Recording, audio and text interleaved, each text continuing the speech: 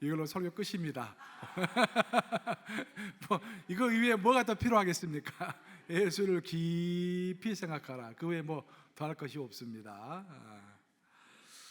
사실 사랑의 출발은 생각하는 것입니다. 생각함으로 인해서 우리가 다른 사람을 사랑하게 되는 것입니다. 그런데 예수님께서는 예수를 생각하되 그냥 생각하지 말고 깊이 생각하라, 그렇게 말씀하셨어요. 그래서 깊이 생각하는 것이 무슨 의미인가, 또 그것이 우리의 신앙생활에 어떤 영향을 미치는 것인가, 그것을 오늘 함께 나누고자 합니다. 일본에서 대표적인 기독교 작가인 엔도 슈샤쿠가 1900년도 후반에 노벨 문학상 후보에 올랐는데, 노벨 문학상 후보로 오르게 한 그 작품이 침묵이라는 작품입니다. 1966년도에 출판이 되었고요. 2016년에는 영화로 사일런스라는 제목으로 이제 영화로 만들어져 가지고 아카데미상을 받았습니다.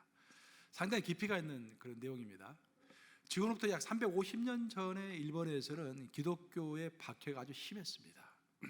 그래서 기독교를 믿다가 잡힌 사람들은 참수형을 당하고 이렇게 십자가에 매달려 가지고 바다에 빠지게 되고 아주 어려움들이 많이 있었습니다.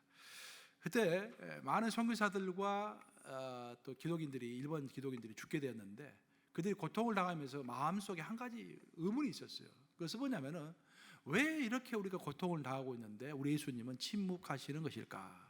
그것이 그들의 큰 질문이었습니다. 근데 그 엔도 슈샤쿠가 쓴 그 침묵은 사실은 이제 그 실화의 바탕을 둬가지고 쓴 소설이에요. 픽션이 아닙니다. 그 난픽션에 가까운 그 소설이죠. 그런데 이제 그 책의 내용은 뭐냐면, 결론은 뭐냐면은, 우리 하나님은 침묵하시는 하나님이 아니라 침묵 가운데서 말씀하시는 하나님이시다라는 거예요. 단지 우리가 그 침묵 가운데서 말씀하시는 하나님의 음성을 듣지 못하는 이유는 우리가 예수를 깊게 생각하지 않기 때문에, 말하지 않는 것 같지만 말하시는 그 하나님의 음성을 깊게 들을 수가 없다라는 그런 이야기입니다. 그래서 오늘 히브리서 본문 말씀, 바로 그 말씀인데 3장 1절 말씀 우리 다시 한번 같이 읽어보겠습니다. 시작. 그러므로 함께 하늘의 부르심을 받은 거룩한 형제들아, 우리가 믿는 도리의 사도이시며 대제사장이신 예수를 깊이 생각하라. 여러분들 아시다시피 히브리서는 초대교회 성도들이 엄청나게 큰 핍박을 당하고 있을 때 쓴, 그들을 격려하고 위로하기 위해서 쓴 그 편지입니다.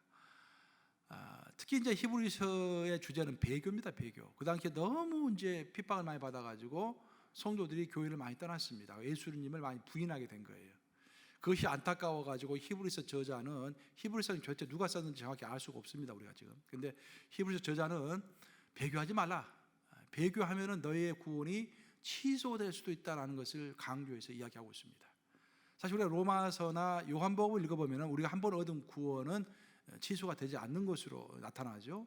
그렇지만 히브리서에서는 우리의 구원도 취소가 될 수 있다는 가능성을 언급하고 있습니다. 굉장히 무서운 책이죠.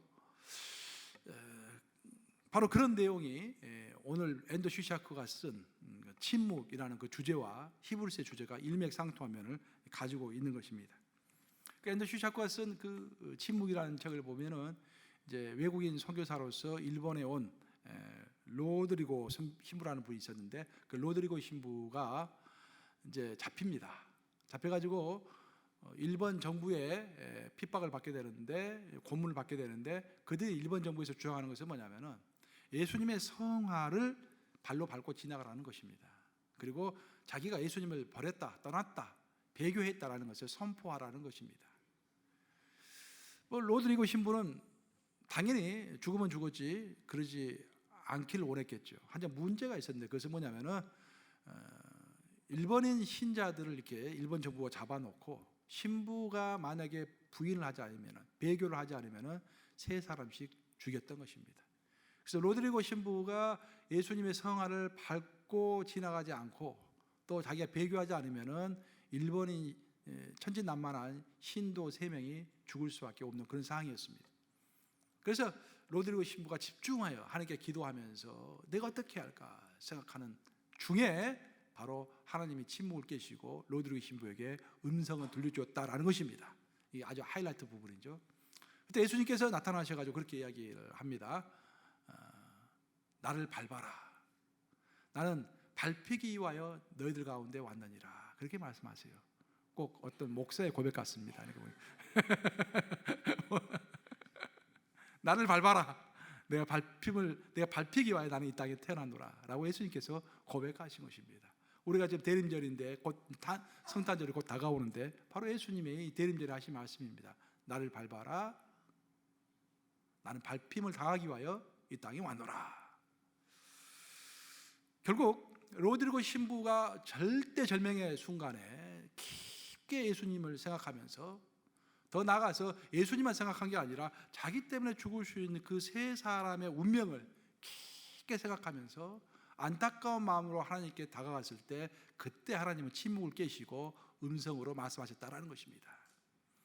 오늘 본문에서 가장 중요한 단어는 깊게라는 단어입니다. 우리가 예수님 당연히 생각하죠. 예수님 생각하지 않는 사람이 어디 있습니까? 예배 드릴 때도 예수님 생각하고, 밥 먹을 때도 식사기도 하면서 예수님 생각하고, 일상의 상황 가운데서 예수님을 많이 생각합니다. 하지만 오늘 본문에서 말하는 것은 예수님을 생각하라는 것이 아니라 예수님을 어떻게?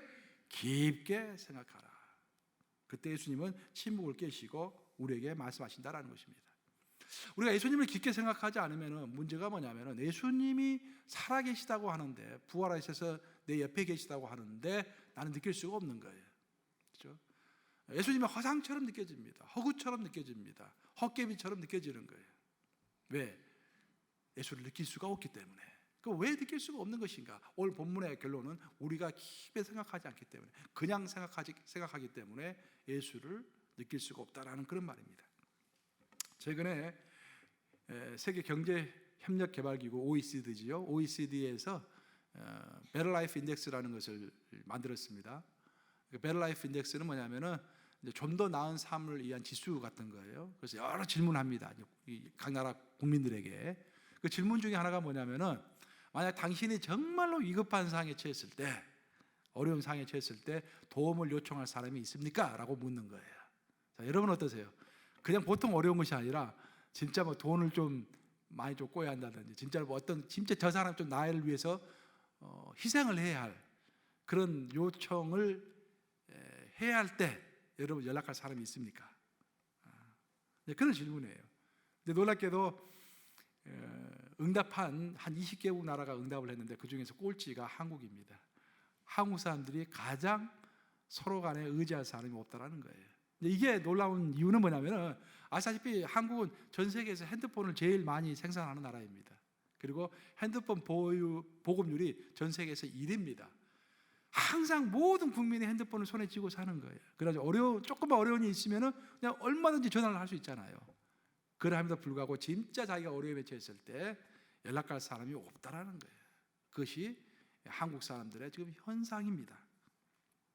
많은 사람 가운데 살아가고 있지만 사실은 정말로 홀로 살아가고 있는 것입니다. 연구 결과에 따르면 예수님 없이 홀로 살아가고 있는 것이죠. 연구 결과에 따르면 자살을 하는 사람들은 보통 새벽에 자살을 한다고 합니다. 왜냐하면 새벽에는 굉장히 고요하지 않습니까? 고요한 가운데서 혼자 있다고 느끼는 거예요. 그래서 새벽에는 내가 나에게 말을 걸기에 가장 좋은 시간이라고 합니다. 그래서 우울증 환자들은 주로 새벽에 내가 나에게 말을 거는 거예요. 사실 우리들은 새벽기도 나와가지고 내가 누구에게 말을 겁니까? 하나님께 말을 걸잖아요. 우리 인간은 하나님께 말을 걸어야 하는데, 아니면 또 다른 사람에게 말을 걸어야 하는데 내가 나에게 말을 거는 거예요. 그러니까 우리의 삶은 사실 균형을 잘 잡아야 돼요. 나는요 하나님께 말을 해야 되고, 나는요 타인에게 말을 해야 되고, 물론 나는 또 나에게도 말을 해야 합니다. 나에게도 말을 해야 내가 발전이 있죠. 내 잘못을 반성하게 되고 내 죄를 회개하게 되고. 근데 어떤 사람은 처음부터 끝까지 내가 나에게만 말하는 사람이 있다라는 거예요. 어떤 사람은 내가 다른 사람에게 말하는 사람이 있다라는 거예요. 어떤 사람은 전화통 한번 잡았다 하면 2시간, 3시간 남에게만 말을 하는 거예요. 전부 다. 자기 자신에게는 전혀 이야기하지 않고 하나님에게도 전혀 이야기하지 않고. 사실 우리는 균형을 이루어야 합니다. 나는 하나님께 말을 해야 되고, 나는 타인에게 말을 해야 되고, 나는 나에게 말을 해야 되고. 근데 우울증 환자라든지 자살 충동을 느끼는 사람은 항상 새벽에 내가 나에게 말을 건다라는 것입니다. 하나님을 만나지 못하는 것입니다. 인간이 느끼는 감정 중에서 가장 어려운 감정이 바로 혼자라는 감정이라고 합니다. 심리학자들에 따르면 인간이 다른 것들은 다 극복할 수 있어도 정말 극복하기 힘든 것이 나 혼자다라는 생각이에요. 교회에서도 교회 성도들이 이렇게 많지만 나 혼자라고 느끼는 거야. 내가 대화할 사람이 없다고 느끼는 거야. 그죠? 지금 우리 교회 지금 출석하지 않지만 내가 교회 처음 부임했을 때 어떤 성도님이 식사를 안 해요. 식사를. 항상 식사 시간에 찬양대실에 계셔. 그래서 내가 한번 그걸 발견하고 아니 왜 식사를 안 하시냐고. 교회 상당 리더였어요. 나름대로. 근데 목사님 내려가면 함께 식사할 사람이 없어요. 그렇게 이야기하는 거예요. 깜짝 놀랐어요. 이렇게 많은 성도들이 있는데 왜 식사할 성도가 없냐고 내가 그랬더니 목사님 식사할 성도가 없어요. 그러더니 얼마 후에 교회를 떠났습니다. 그런 감정이 가장 인간이 견디기 힘든 감정이에요. 내가 혼자라고 느끼는 거. 그래서 어떤 신학자는 기도를 정의할 때 이렇게 정의를 합니다. 기도라는 것은 이 우주 공간에 내가 혼자가 아니라는 사실을 가르쳐 주는 것이 기도이다. 기도라는 것은 이 우주 공간에 온 세계에 내가 혼자가 아니라는 것을 가르쳐 주는 것이 기도이다. 내 옆에 누가 있습니까? 하나님이 있어요. 그 하나님을 향해서 기도할 때는 나 혼자가 아니잖아요. 그렇죠? 여러분 상상을 해보세요. 여러분들이 우주선을 타고 우주로 나갔다고 생각해 보십시오. 우주는 고요합니다. 그렇죠? 우주 한복판에서 갑자기 우주선이 고장이 났어요. 근데 거기서 우주선 안에 나 혼자 있어. 그때 여러분 어떻게 하시겠어요? 아무도 없는 우주 한복판에서 혼자 있을 때 어떻게 하시겠어요? Hi God 하고 불려야겠죠? 어떻게 부른다? Hi God, it's David. My name is David. 하나님, 난 데이빗이에요. 그 하나님 뭐라 하겠습니까? Hi, it's me 라고 하실 거 아니에요. 예? 그런 관계가 하나님과 우리 사이에 이렇게 관계가 하이할 수 있는 그런 관계가 돼야 돼요. 그죠? 요즘에 이제 미국에서요, 미국 기독교 출판에서 가장 인기 있는 베스트셀러 중에 하나가요, 책이 나왔는데요. 그 책 제목이 뭐냐면은 Hi God, it's me again. again 하다 붙어서 again. 그래서 왜 again인가 하고 찾아봤더니 Hi God, it's me라는 책이요 30년 전에 이미 출판이 됐어요. 그때 굉장히 책이 많이 팔렸어요. 근데 30년 후에 그것을 다시 이제 리바이벌 해가지고 책을 썼는데 제목에다가 똑같이 제목을 붙일 수 없잖아요. 그러니까 Hi God, it's me again. again을 또 하나 붙인 거예요. 그래가지고 이제 지금 미국에서 잘 팔리고 있습니다. 그 책이 기도에 관한 책인데 좋아요. 나 혼자라는 생각은 인간을 이렇게 불안하게 만듭니다.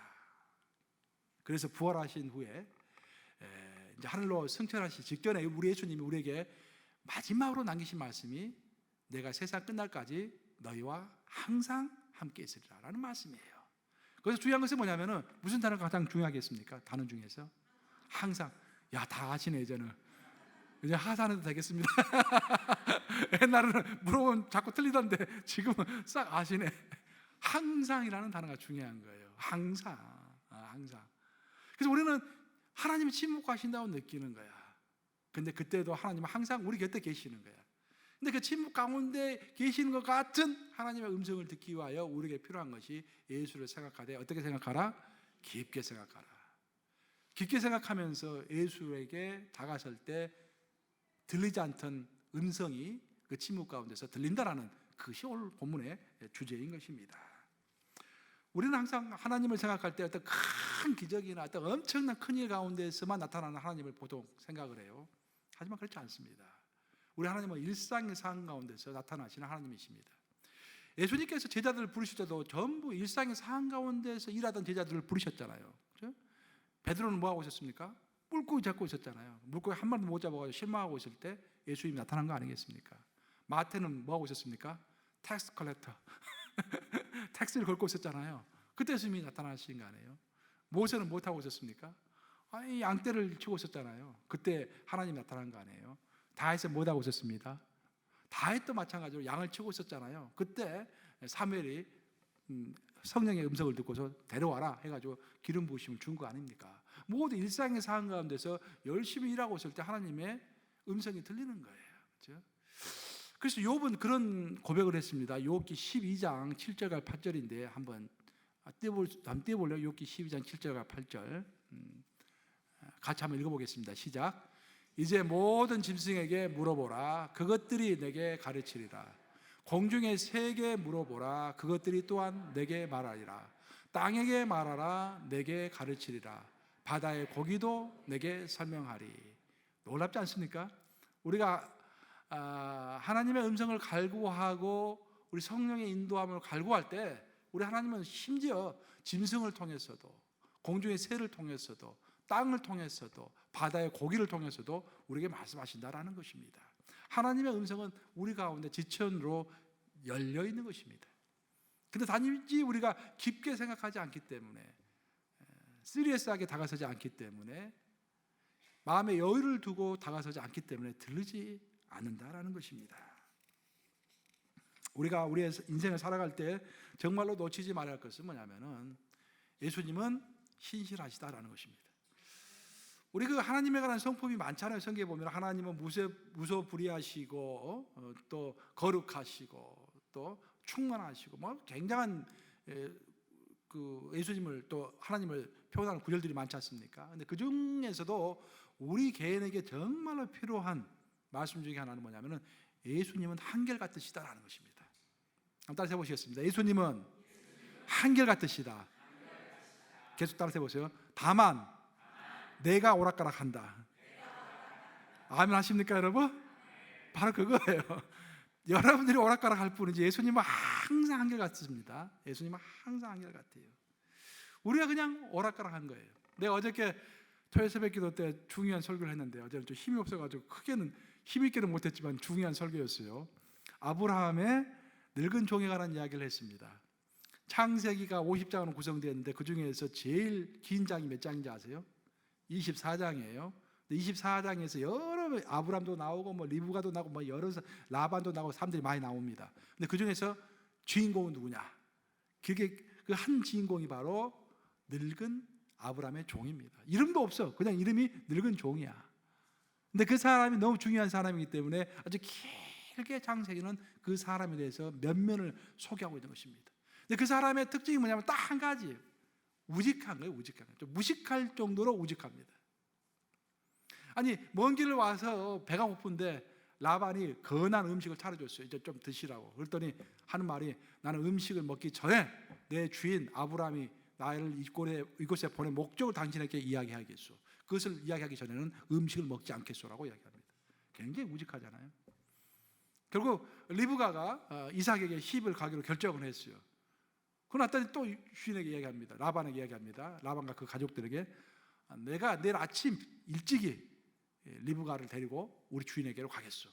아니 이제 한번 시집 가면 영영 얼굴도 보지 못할 것인데 그래서 그 라반이 그렇게 이야기하죠. 한 10일 정도는 우리가 함께 시간을 보내게 해 주시옵소서. 같이 우리가 또 sak별의 정을 좀 나누게 하시고 또 시집 갈 준비도 좀 하게 하시고 10일 정도는 미니멈 시간이 필요하지 않겠습니까? 라고 했더니 아니다라는 거예요. 목적의식입니다. 하나님께서 나를 보내는 목적, 내 주인이 나를 이 땅에 보낸 목적이 있으니까 그 목적을 빨리 성취하겠다 그런 말이에요. 굉장히 우직하게 보이죠. 융통성이 없게 보이죠. 근데 하나님은 그런 사람 사용하십니다, 여러분들. 성경에서 제일 하나님이 칭찬하신 사람이 레갑 족속이잖아요. 구약에 보면은 그 레갑 족속은 이스라엘 족속도 아니었어요. 근데 하나님은 이스라엘 족속을 꾸짖으면서 레갑 족속 이야기를 합니다. 레갑 족속 그 선조들이 포도주를 마시지 말라라고 하면 명령하니까 수백 년 동안 모든 그 후손들이 포도주를 마시지 않는 거예요. 하나님은 한탄하지 않습니까? 아니 내 자식도 아닌 내가 선택한 선민도 아닌 이방 족속의 레갑 족속도 자기 조상들이 한번 이야기한 것을 우직하게 융통성 없이 그렇게 지키거늘 너희는 내가 직접 이야기했음에도 불구하고 왜 그리 오락가락 하느냐라고 하나님이 여호와 하나님께서 한탄하시지 않습니까? 이게 신앙에는 우직함이 필요한 거예요. 근데 우리는 왔다 갔다 하는데 우리 예수님이 우직하신 것입니다. 우리 예수님은 절대 변함이 없어요. 한결같으십니다. 그래서 성경에서는 faithful, 신실하다라고 표현하시죠. 신실하다, 변함이 없으시다. 우리가 그것을 모르는 순간, 또 그것을 의심하는 순간, 하나님은 변함이 없으시다는 것을 의심하는 순간부터 두려움이 찾아오는 거예요, 우리에게. 그러면서 마치 베드로가 물 위를 걷다가 물 밑으로 빠졌듯이 두려움이 생기면서 우리의 인생에 큰 어려움이 닥치기 시작하는 것입니다.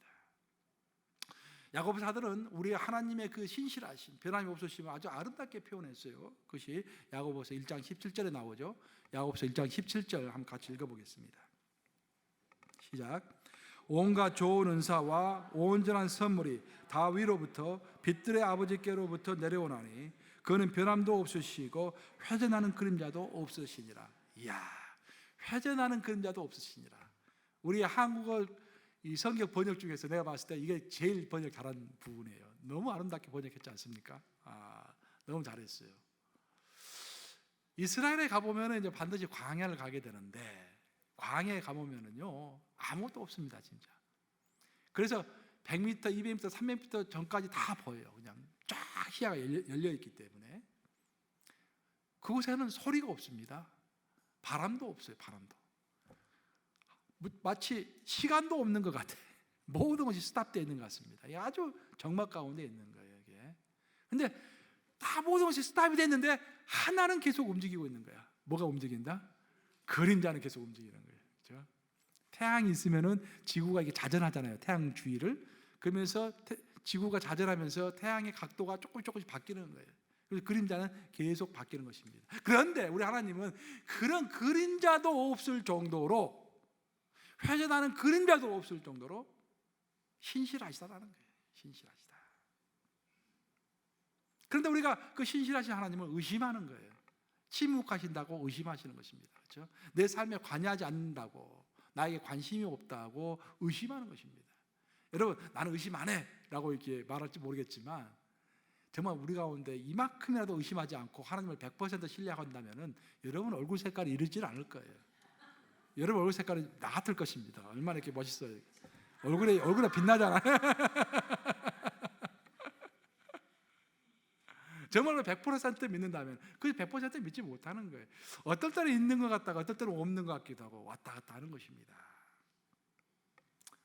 그 하나님, 정말로 항상 내 옆에 계신 신실하신 하나님을 우리가 그분의 침묵을 깨고 그분이 우리에게 말씀하시는 것을 듣기 위하여 우리가 예수님을 깊게 생각해야 한다는 것입니다. 깊게 생각하지 않으면 착각한다는 거예요. 예수님 없는 것처럼 착각한다는 것입니다. 제가 아는 어떤 분은 이제 이사를 하시면서 한 30년 전에 이사를 하시면서 저택이 좀 커요. 그 저택 앞에다가 나무를 심었습니다. 두 그루의 나무를 심었어요. 똑같은 종류의 나무, 똑같은 크기의 나무를 두 그루 딱 심었어요. 그런데 시간이 1년, 2년, 5년, 10년 이렇게 가면서 이상하게 한쪽 나무는 막 무럭무럭 자라는 거예요.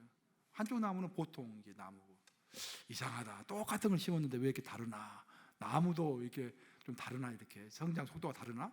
그렇게 생각하고 있었는데 한 번은 보니까 앞에 이제 하수관 공사가 있어가지고 그 앞에 하수관 공사를 했대요.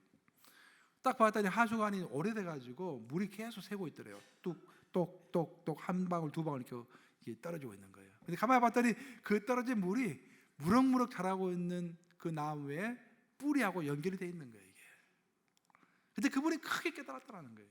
기독인인데, 이 영적 성장이라는 것은, 이렇게 무럭무럭 자라는 것은 그냥 밖에서만 뿌리는 막 하늘에서 폭포수처럼 큰 물 한 방울, 한 바가지 부은다 해서 이렇게 성장하는 것이 아니라 똑똑똑 하지만 끊임없이 떨어지는 그 똑똑똑 떨어지는 그 물 때문에 어마어마하게 큰 차이를 벌어지게 하는구나. 그것을 깨달았다는 것입니다. 우리 사람들은요, 정말 갑작스러운 기적과 같은 그런 일들을 사모합니다. 하늘에서부터 불이 갑자기 떨어져가지고 내가 막 애언의 은사도 갖고 치유의 은사도 갖고 또 막 이렇게 입신해가지고 천국도 체험하고 그런 것들 많이 원합니다. 나쁜 것은 아닙니다. 하나님께 주시면 감사하게 받아야죠. 하지만 그것만 바라는 것은 큰 문제가 있다는 것입니다.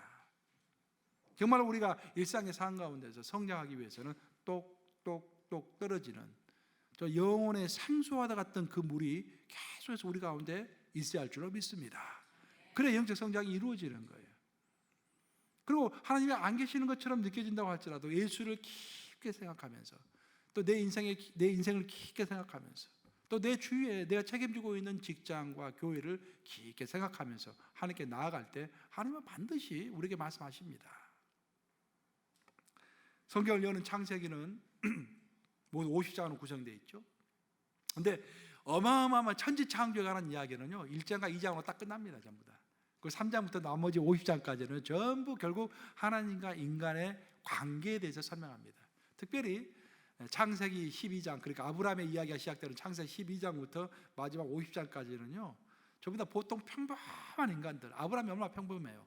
그 평범한 인간들이 어떻게 해서 고군분투하면서 little by little, 조금씩 성장해 가는가, 그 과정을 다 설명하고 있어요. 그리고 그 이야기가 바로 우리의 이야기라고 성경은 이야기합니다. 성장은 한꺼번에 이루어지는 것이 아니죠. 뚝뚝뚝 떨어지는 성령의 생수를 마시면서 우리가 성장해 가는 것이죠. 그런 과정 가운데서 정말로 우리가 필요한 것이 예수를 깊게 생각하는 것이다라는 거예요. 너무 급하게 생각하지 아니하고 예수를 깊게 생각하라. 그러면서 모든 비밀이 풀어지면서 하나님의 침묵 가운데서 말하시는 그 음성이 들리면서 내 가운데 정말 변하지 않는 하나님 같은 신실한 마음이, 그 늙은 종과 같은 그 우직한 마음이 내 마음에 생기는 것입니다. 목회 보면은, 성도를 보면은 좀 그래요. 저도 이제 앞으로 뭐 더 많이 목회하겠지만 지금까지 목회 경험을 보면은 제일 그래도 눈에 띄고 또 제일 그 칭찬이 되는 성도는요 우직한 성도입니다. 우직한 성도. 그러면서 하나님의 마음이 이해가 돼요. 하나님도 이런 목사들 중에서도 이런 목사를 좋아하겠구나. 그래서 나도 좀 우직해지려고 많이 노력합니다. 우직한, 무슨 말 하면은 좀 믿어주고 같이 따라주고, 계속 뭐 이 핑계 대고 저 핑계 대고 뭐 이런 의문 제시하고 저런 의문 제시하고 그런 게 아니라, 그렇죠? 나쁘다는 것은 아니죠. 필요하죠. 그 전에 가지고 있어야 할 것들이 우리가 그 하나님을 향한 우직함, 교회를 향한 그 우직함 있잖아요. 우직함, 그런 것들이 필요하다는 것입니다. 사실 많은 사람들이 기적을 많이 갈구하죠. 하나 기적의 제일 약점이 뭔지 아세요, 여러분들? 기적의 최대 약점은 우리들로 하여금 기적에 매몰되게 한다는 것입니다. 사실 기적을 하나님께서 일으키시는 이유는 그 기적을 일으키시는 하나님을 바라보게 하기 위하여, 하나님을 더 잘 믿게 하기 위하여 우리에게 기적을 주시는 것이죠. 근데 우리는 기적을 체험할 때 하나님을 보는 게 아니라 그 기적만 바라보게 된다는 거예요. 그래서 기적이 많이 일어나는 교회는요 결국 망합니다. 기적 좀 적게 일어나야 돼요. 여러분, 치유 많이 하는 교회 있잖아요. 보통 치유 많이 하는 교회는요 꼭 교회가 없어집니다 나중에. 왜냐하면 치유를 많이 하면요 병자들만 모여요. 이렇게 보면은 뉴제주도 그런 교회가 있었어요. 정상적인 사람이 아니라 이제 병자들만 모이는데 그게 나쁜 것은 아니겠죠. 그런데 믿음이 없이 치유만 바라보고 나오는 거예요. 예배를 드릴 때도 예수를 깊게 생각하면서 예배를 드려야 하는데 치유를 기대하면서 그냥 예배를 드리는 것이죠. 예수를 생각하는 것이 아니라 알맹이에 빠지는 것입니다. 우리가 요한복음 5장을 읽어보면 요한복음 5장에 무슨 이야기가 나옵니까? 그 유명한 이야기, 베데스다 연못가 이야기가 나오죠. 베데스다 연못가에 38년 된 환자가 있었어요. 그렇죠? 38년 된 중풍병 환자가 있었는데 그 중풍병 환자의 소망은 딱 하나입니다. 뭐냐면은 그 소망은 그 베데스다 연못가를 비롯해서 흐르고 있는 그 어떤 전설 하나의 소망을 걸고 있습니다. 그 전설은 뭐냐? 가끔씩 천사가 내려와가지고 그 베데스다 연못가 물을 이렇게 한번 흔들어 준다는 거예요. 물이 흔들릴 때 누구든지 제일 먼저 그 물에다가 자기 몸을 담그면은 그 어떤 병이 있다고 할지라도 다 나간다라는 거예요. 그렇죠?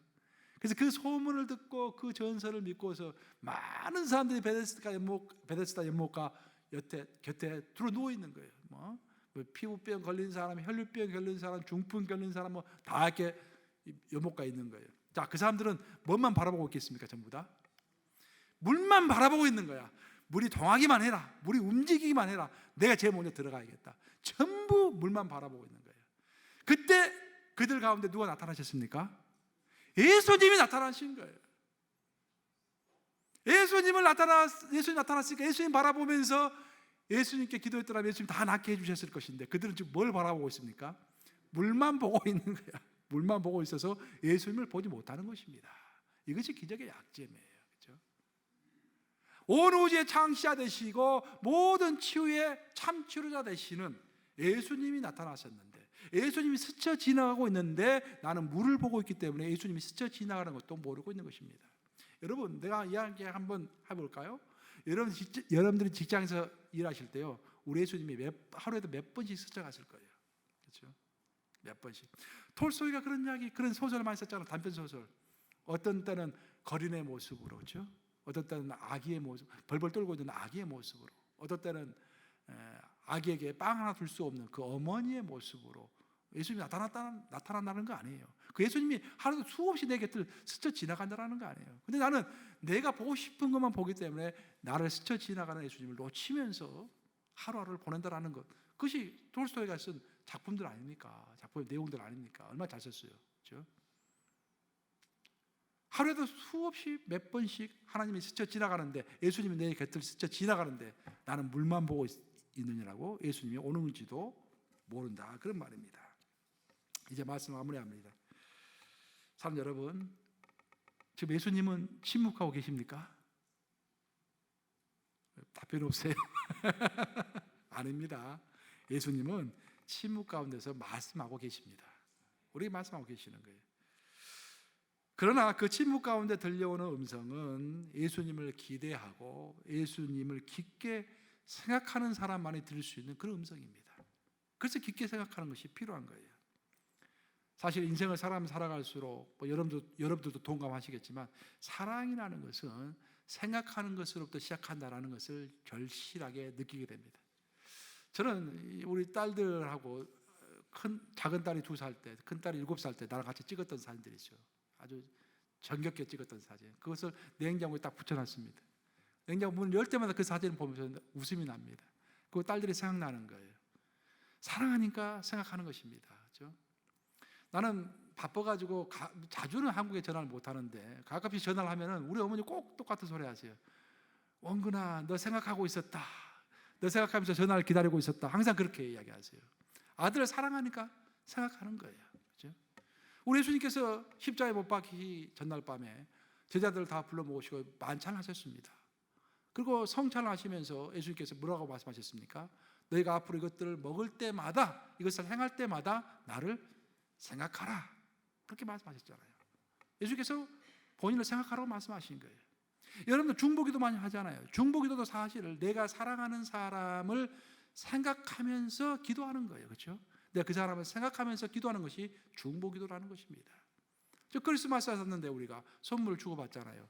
왜 선물 주고받는 이유가 뭡니까? 내가 너를 생각하고 있다라는 그런 이야기 아니겠습니까?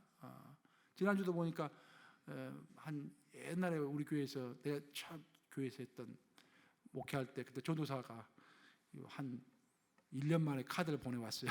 목사님 생각하고 있습니다. 목사님과 1년 동안 한 번도 겨루가 없었지만 목사님 생각하고 있습니다라는 그런 증거 아니겠습니까? 사랑하기 때문에 생각한다라는 그런 말이에요.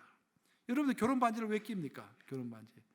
내가 아내와 떨어져 있다고 할지라도 나는 내 아내를 항상 생각한다라는 의미에서 결혼 반지를 끼는 거 아니겠습니까? 결국 사랑이라는 것은 생각하는 것에서부터 시작하는 것입니다. 그런데 오늘날의 기독인의 문제는 뭐냐면, 대림절이 됐음에도 불구하고 예수님을 깊게 생각하지 않으면서 예배 드리는 거예요. 예수님을 깊게 생각하지 않으면서 성탄절을 보내는 것입니다.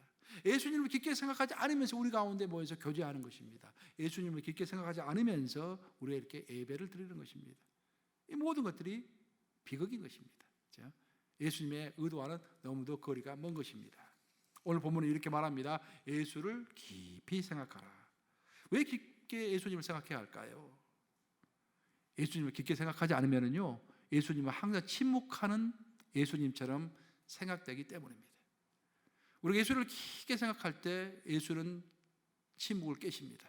앤더 슈샤크의 책 침묵에서 말했듯이 정말 예수를 깊게, 절대절명의 순간에 예수님을 깊게 묵상하며 예수님께 부르짖을 때 예수님 침묵을 깨시고 나를 밟으라 라고 말씀하셨잖아요. 해결책을 딱 주셨잖아요.